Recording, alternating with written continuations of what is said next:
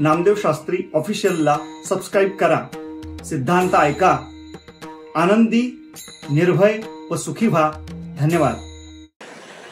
तुम गा सकते हो रस्ते पे, हम गए. नाही महाराज, मग मला बोलवलं त्यांनी. पुण्याला कार्यक्रम होतात, पत्ता दे,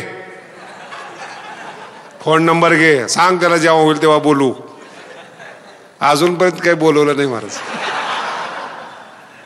दंभ कळत नाही माणसाला. कोणत्याही माणसाला महाराज म्हणून पाया पडतात, कोणत्याही संताला संत म्हणतात. रावण आहे तो, पण मान्यतेसाठी संत झालेला आहे. शब्द नीट आहे का? मान्यतेसाठी संत झालेला आहेत. तुम्ही त्याच्या चक्करमध्ये आलात, आयुष्य बर्बाद झालं. एका मनुष्यानं 15 वर्ष एका महाराजाची सेवा केली, विद्वान म्हणून. त्याला कळालं की हा बदमाश आहेत. तो माझ्याकडे आला, म्हणे महाराज माझा परमार्थावर विश्वास राहिला नाही. म्हणजे ठेवायला कुणी सांगितलं होतं? म्हणजे 15 वर्ष सेवा केली, तो बदमाश निघाला. म्हणलं 15 वर्षामध्ये एक ज्ञान झालं की तो बदमाश आहे. पण खरं ज्ञान ज्ञानेश्वरी जर वाचलं असतं, हे एका मिनिटात झालं असतं. तुला कशा करता गाथा आहे, कशा करता ज्ञानेश्वरी आहेत. आयुष्यातले 15 वर्ष पुन्हा येत नाही, 15 सेकंद पुन्हा येत नाहीत. आयुष्य कोणाच्या पदरी घालू नका, कोणाला गुरु मानू नका. ज्ञानोबा तुकोबारायांनी कोणाला गुरु मानलेलं आहे? घरात गुरु येतो. हा विषय संपताना मी तुम्हाला सांगेल काय पद्धत आहे परमार्थाची. म्हणून अयोग्य माणसाची सेवा करून त्यांना आपण मोठं करतो, आपण लहान राहतो. असत्य तृणकटा भरीला फार सुंदर ओव्या आहेत. काही काही साधू सुद्धा, हा झाला समाजाचा प्रकार, असत्य तृणकटा भरीला. काही काही महाराज मंडळी साधू सुद्धा शांती समजून, शब्द नीट आहे का, शांती समजून मायेचा स्वीकार करतात. ओवी किती गोड आहे बघा तुम्ही. साध्वी शांती नागविली. साध्वी म्हणजे साधू शब्दाचं स्त्रीलिंगी शब्द आहे तो. साध्वी म्हणजे साधू, साध्वी. शांती, शांती जी आहे ना, याच्यासाठीच परमार्थ आहे, शांती मिळावी म्हणून. आणि साध्वी शांती नागवी, ह्या काम क्रोधाने काय केलं, शांतीचे कपडे काढले. साध्वी शांती नागविली. आणि मग मायेला ते कपडे घातले. मग माया शृंगारिली. शब्दांचा प्रयोग कसा आहे, गोड आहे बघा तुम्ही. माया. आता पाहणाऱ्याला काय वाटतं, कपडे तर शांतीचे आहेत. नाही कळलं, कपडे तर शांतीचे आहेत. मग ते शांती समजून तिचा अंगीकार करतात, ती माया असते. घर बांधणं सोडून देतात आणि मठ बांधतात, मायेचा स्वीकार करतात.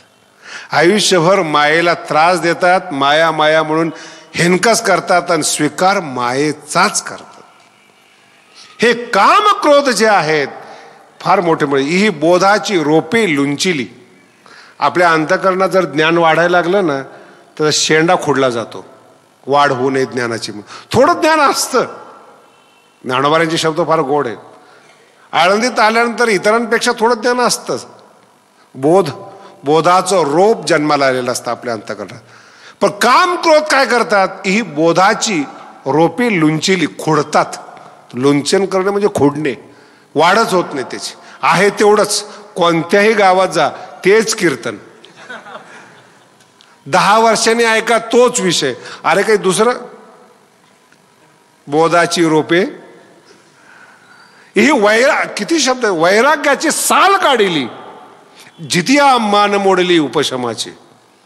आणि या काम क्रोधाला जर शोधण्याचा प्रयत्न केला तर ईश्वराने निर्माण केलेले आहेत. चैतन्याचे शेजारी वसती ज्ञानाच्या एका हारी, प्रवर्तले महामारी सावरी. चैतन्याच्या शेजारी राहतात. हे आगीविन जाळी ती. काम क्रोध आहेत ना, फार विचित्र आहेत. दोरे विन बांधी ती, न बोलता कवळती प्राणी याते. चुकीचं कर्म करण्याची इच्छा अंतःकरणात आली तर हे तुम्हाला बर्बाद करणारे आहेत. काय मार्ग याच्यातून? भगवंत म्हणतात ज्ञान प्राप्ती मार्ग आहेत. आणि ज्ञान प्राप्ती 2 मार्गाने होते. ज्ञान प्राप्ती दोन मार्गाने होते, योग्य कर्म केलं तर. कर्माचा नाही, कर्माचा त्याग नाही. दोन ओव्या सांगतो आणि कर्माचा विषय संपवतो. ज्ञानोबा म्हणतात कुठल्याही तीर्थक्षेत्रात आंघोळीला जाऊ नका, चांगलं कर्म करा, हेच तुमचं तीर्थ आहे. काय ज्ञानोबांचे शब्द आहेत. तीर्थाच्या सावाया आली कर्मे, तीर्थाच्या बरोबरीने कर्म आली. तीर्थात गेलात बाह्यमळ, तीर्थे बाह्यमळ क्षाळे, कर्मे अभ्यंतर उजळे. एवं तीर्थे जाण निर्मळे सत्कर्मेची. सत्कर्म हेच तीर्थ आहेत आणि तिथं आपली रती पाहिजेत. सत्कर्मी रती वाढ. सत्कर्मी शब्दांचा प्रयोग नीट लक्षात ठेवा काय आहेत. एवं तीर्थे जाण निर्मळे सत्कर्मेची. आणि हे सत्कर्म करत असताना आपोआप माणसाच्या जीवनात ज्ञान होतं. त्याचे दोन मार्ग सांगितलेत चौथ्या अध्यायाच्या शेवट. खूप सुंदर मार्ग आहेत. एक मार्ग असा आहे आपण गुरुकडे जाणं आणि दुसरा मार्ग असा आहे गुरु आपल्याकडे येणं. आणि वारकरी संप्रदायात हे दोन उदाहरण आहेत. नामदेव महाराज असे आहेत त्यांना गुरुकडे जावं लागतं. इतिहास सांगत नाही मी तुम्हाला. विसोबा खेचर गुरु करण्यासाठी नामदेव महाराजांना जावं लागतं. आणि तुकोबाराय असे आहेत गुरु त्यांच्या घरात चालून येतात. दोन श्लोक आहेत, संक्षिप्त अर्थ कळेल तुम्हाला. खूप सुंदर श्लोक आहेत. तद्विद्य प्रणिपात आहे ना. ती भाषा आहे ना. आता मी तुम्हाला ह्या ओव्या सांगितल्यात कर्माच्या, प्रखर ओव्या होत्या. आता आई जी माऊलीची भाषा पण अशी बदलते महाराज. तन शब्द आहे ना शरीर. ज्ञानोबा काय करतात, एखाद्या शब्दातली कठोरता घालवतात. तन म्हणजे शरीर. पण ज्ञानोबा त्या तन शब्दाला अलंकारिक बनवतात. तनु मनु जीवे. काय असं गोड वाटतं ना. चरणाशी लागावे. आई जशी समजून सांगते ना तसे आहेत. अगरवता करावे दास्य सख, मग अपेक्षिता आपुले ती सांगितलं पोसले. हो, भाषा बदलली. आतापर्यंत भाषा काय होती ज्ञानोबारांची आणि आता ज्ञानोबारांची भाषा बदलली, कारण की ज्ञानाचा विषय आहे. तनु मन जीवे चरणाशी लागावे हा एक गुरुकडे जाणे हा एक मार्ग आहे. आणि दुसरा मार्ग आहे श्रद्धावान लभते ज्ञानम. लभते शब्दाचा अर्थ प्राप्यते नाही बरं का, मिळतं. मिळतं मिळतं म्हणजे आपोआप मिळतं. आत्मसुखाच्या गोडिया विटे जो का, जयाच्या ठाई इंद्रिया मान नाही. एक छोटे शब्द आहेत पण इतके गोड आहेत. आत्मसुखाच्या गोडिया. मगाशी जो शब्द सांगितला ना आपुलेनी नागरपणे, तोच शब्द या ठिकाणी. आत्मसुख आपुलेनी नागरपणे. आत्मसुखाची या गोडिया विटे जो का सकळ विषया. भोगत नाही असं म्हटलेलं नाही, वीट येतो असं सांगितलेलं आहे. हे शब्द फार विचित्र आहेत. कर्म करत असताना सगळ्याच प्रकारचे कर्म करावे लागतात. मग त्याग कोणाचा करायचा नाही, विटे. विटे जो का एक नाही सकळ विषय विटे. आणि वीट शब्दाचा अर्थ वस्तूचं सामर्थ्य कळणं, वस्तूची क्षणभंगुरता कळणं, वस्तूचा क्षणिकपणा कळणं, हे विटे शब्द आहेत. किती वेळ, तारुण्य किती वेळ, पैसा किती वेळ, श्रीमंती किती वेळ. श्रीमंत माणसं ह्या काळामध्ये मानसिक रुग्ण आहेत. हजारो कोटीचा पैसा आहे, खर्चायला जगच नाही त्यांना. आपल्याकडे पैसा नाही म्हणून भाग वेगळा आहे. हजारो कोटी आहेत, काय विकत घेणार आहेत. एकदाच घड्याळ घेतलं 10 कोटीचं, एकदाच हेलिकॉप्टर घेतलं 100 कोटी, जायचं कुठं. जावं ते तिथं फोन येतो, मारून टाकील, खंडणी, भीती किती. विटे जो का सकळ विषया. आणि महत्वाची गोष्ट सांगतो तुम्हाला, जयाचे ठाई इंद्रिया मान नाही. इंद्रिय शब्दाचा अर्थ नीट लक्षात, इंद्रिया मान नाहीत. डोळा म्हणतो ना ऐकत नाही डोळ्याचं, तो कान म्हणतात ना ऐकत नाहीत, मान नाही इंद्रिया. काय शब्दाचे एक एक प्रयोग आहेत. कोणाच्या घरी गुरु येतात त्याचं वर्णन आहे. गुरुकडे जाणाऱ्याने काय करावं? तन मन अर्पण करावं. तनो मन जीवे चरणाशी, हे गुरुकडे जाणाऱ्या माणसाचं काम आहे. गुरु ज्याला घरात बोलवायचंय त्याने काय करावं? विटे जो का सकळ विषया जयाचे ठाई इंद्रिया मान नाहीत, हेच तुकोबाराचे. विठले हे चित्त प्रपंचापासून वमनते मनी बैसी. काय ओव्या आणि तुकोबारांचं जीवन साम्यता आहे बघा तुम्ही. कुठंच गेले नाहीत, कोणालाच सोडलं नाहीत, पण एक केलं, जयाचे ठाई इंद्रिया. इंद्रियाला डिमांड दिली नाही, किंमत दिली नाही तुकोबारायांनी. माघ शुद्ध दशमीला स्वप्न पडतं महाराज. काय काही गोष्टी जीवनामध्ये अशा असतात पहा, शब्दातून प्रगट नाही करता येत. आईच्या मांडीवर मुलगा बसलेला आहे, 4-5 वर्षाचा मुलगा आहे. आईला माहिती तो अज्ञानी आहे, त्याला जन्माला येऊन 5च वर्ष झालेत. त्याने काही ज्ञानोबारायसारखं बोलावं असं नाही, पण आई त्याच्या बुद्धीचा अंदाज घेण्यासाठी प्रश्न विचारते त्या मुलाला. अरे असं असं मला वाटतं, तुला काय वाटतं? तो शहाणपणाचं उत्तर देतो पोरगा. आईला आनंद होतो आणि शाबासकी त्या पोराला कळत नाही. अंतर लक्षात ठेवा काय बोलतो तुम्हाला. आईला त्या प्रश्नाचा आनंद होतो, समाधान वाटतं त्या प्रश्नाचं, पण तिनं दिलेलं उत्तर त्या पोराला 5 वर्षाच्या मुलाला समजत नाही. मग सोपा मार्ग असतो, डोक्यावरून हात फिरवते. ही प्रेमाची भाषा आहे, अबोल भाषा आहे. अर्थ कळाला ना? इथे आपण कमी पडतो. तुकोबारायांचं जीवन भगवंताला आवडलं, गुरुला आवडलं. गुरु काही बोलत नाहीत, ब्रह्म कसं आहे, देव का, काही सांगत नाहीत. लावून हात, ही प्रेमाची भाषा आहे. हे जीवन पाहिजे आपल्याला. कोणत्याही माथ्याने आपल्या माथ्याला भिडू नये आणि आपल्या माथ्याने कोणाच्याही माथ्याला टक्कर देऊ नये. खूप माथे बडबडीचे असतात, असं आहे तसं आहे तसं आहे. कुरवाळणारा हात पाहिजे आपल्याला. लावून या हात, न बोलणारी भाषा आहे महाराज ते. आणि त्या हातातून शक्ती उतरते बिंदूमध्ये. असा हात, माथाच कुरवाळला जातो बरं का. परमार्थ म्हणजे काय ते सांगतो तुम्हाला. माथाच कुरवाळला जातो आणि त्या हातातून प्रेम उतरतं आणि बिंदूमध्ये जातं. त्या मुलाला समाधान होतं पण कळत नाही. आईने कुरवाळल्यानंतर त्याला बरं वाटतं. ते बरं वाटणं म्हणजेच परमार्थातलं सुख आहे महाराज.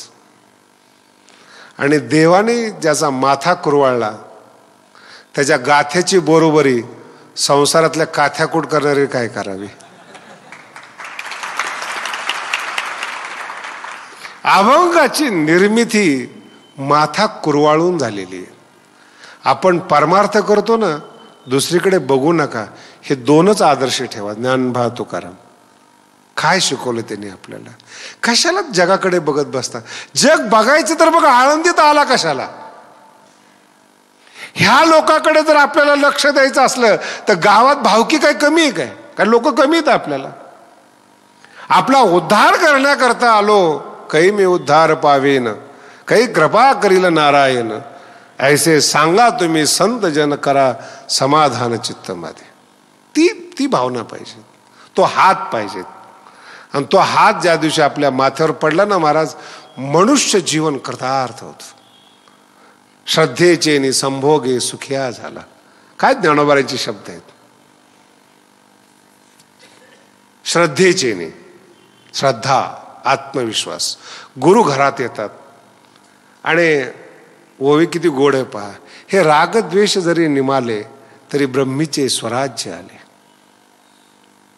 काही असे वेगळं वर्णन आहेत महाराज ज्ञानेश्वरीमध्ये. आणि मग हा जो कुरवाळलेला माथा आहे तो कर्माच्या लायकीचा राहतो का नाही हे अर्जुनाच्या डोक्यातली पंचायत. मग तो कर्म करतो का नाही, मग त्याच्यासाठी समजुतीसाठी 5वा अध्याय करतो. तो प्रलपन विसर्जन गृंडन झोपतो, तो त्याच्या पापण्या फडफडल्या जातात, स्पर्शन हात लावतो, तो विसर्जन गृंडन सगळं करतो. तो ब्रह्मण्याध्याय कर्मानी, सगळे कर्म ईश्वर बुद्धीने ईश्वरार्पण बुद्धीने करतो. नैव किंचित करोमीति युक्तो मन्येत तत्त्वविद. पश्यन शृण्वन स्पर्शन जिघ्रन सगळे काम करतो, पाहतो डोळ्याने, ऐकतो, सगळं लोक बोलतात ते ऐकतो. तो नैव किंचित करोमीति ब्रह्मण्याध्याय कर्माने. का करत नाही? किती छोटा प्रश्न वाटतो ना, का करत नाही? ज्ञानोबा राय म्हणतात का करत नाही हा काही प्रश्न आहे का? हे काही विचारणं झालं अर्जुन. सांगे कुमुद दळाचे निताटे, ओवीतलं सौंदर्य टिपण्याचा प्रयत्न करा. सांगे कुमुद दळाचे निताटे, ते ताट आहे ना कुमुद, चंद्र आल्यानंतर उमलणारं कमळ. कमळच एक सूर्य विकसिनी असतं आणि एक चंद्र विकसिनी असतं. जे चंद्र विकसिनी कमळ असतं त्याला कुमुद म्हणतात. आणि त्या कुमुदावर पडलेलं चांदणं आणि ते ज्याला टिपता येतं. सांगे कुमुद दळाचे नि ताटे, जो जेवीला काय खाल्लं त्याने? चंद्रकिरणे चोखटे, शुद्ध पृथ्वीचा स्पर्श न झालेली चंद्रकिरण चोखटे. तो चकोरे काही वाळवंटे चुंबित असे. वाळवंटात काही खडे वेचत बसतो नाही. वाळवंटे मुळातच वाळवंट जिथं काहीच नाही, आणि त्याच्यामध्ये हा शोधायला लागला बुद्धिमान माणूस. काय मूर्ख आहे. संसार हे वाळवंट आहेत. सुखाचा शोध घेणारी माणसं मूर्ख आहेत.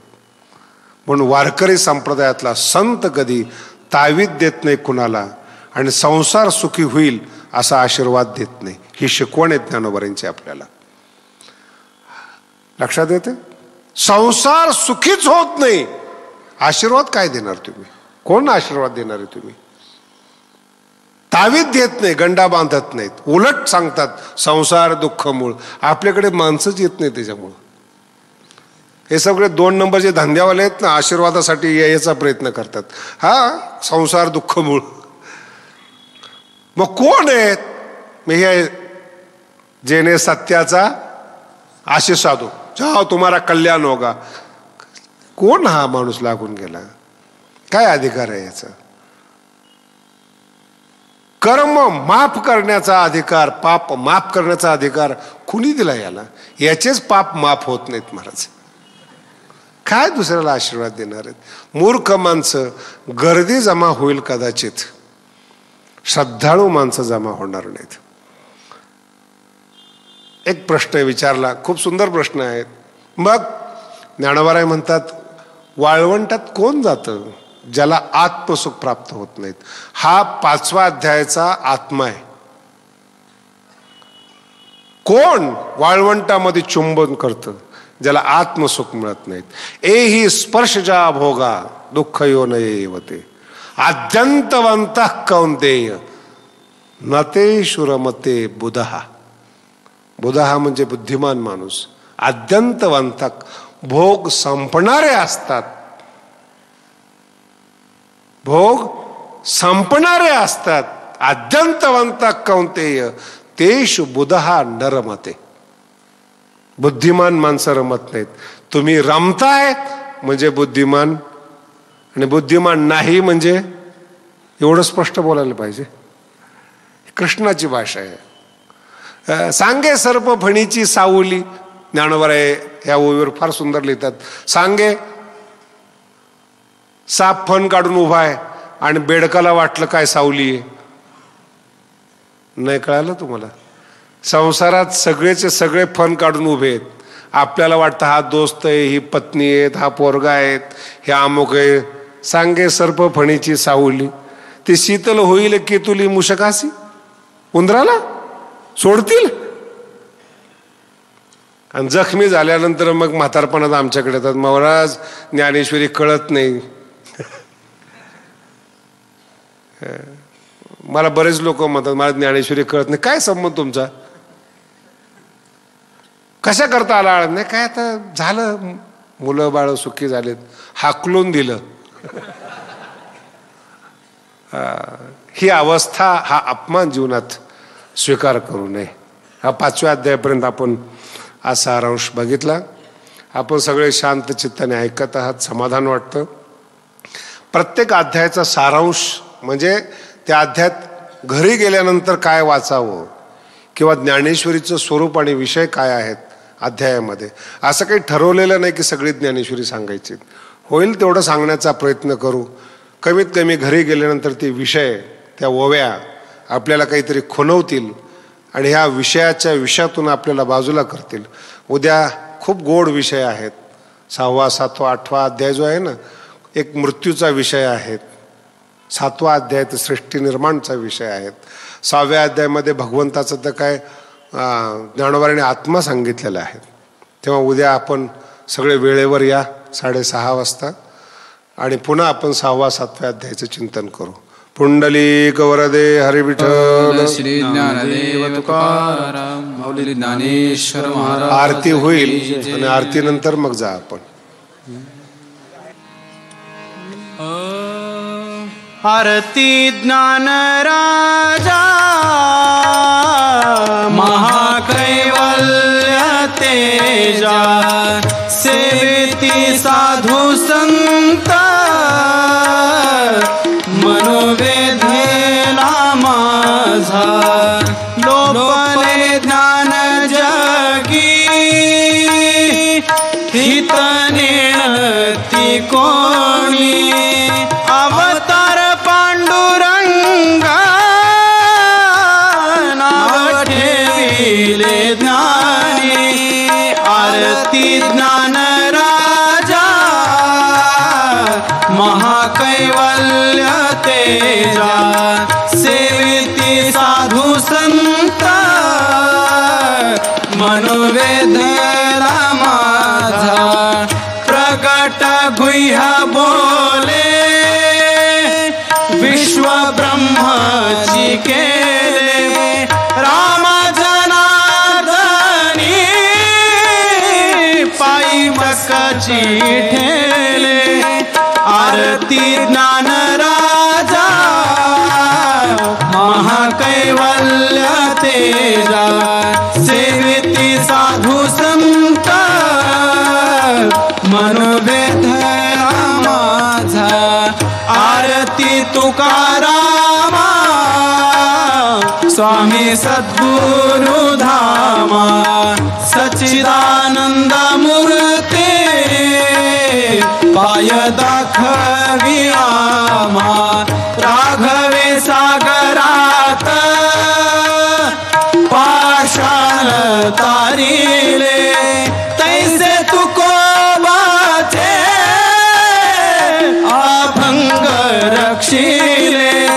आरती तुकारामा स्वामी सद्गुरु धामा. सच्चिदानंद मूर्ती पाय दाखवी आम्हा. तुकिता तुलनेसी ब्रह्मा तुकासी आले. म्हणून रामेश्वरे चरणी मस्तक ठेविले. आरती तुकारामा स्वामी सद्गुरु धामा. सच्चिदानंद मूर्ती पाय दाखवी आम्हा. पुंडलिक वरदारी विठ्ठल श्री ज्ञानदेव तुकाराम माऊली ज्ञानेश्वर महाराज की जय. जगद्गुरु तुकाराम महाराज की जय. नामदेव शास्त्री ऑफिशियलला सबस्क्राईब करा. सिद्धांत ऐका. आनंदी, निर्भय व सुखी व्हा. धन्यवाद.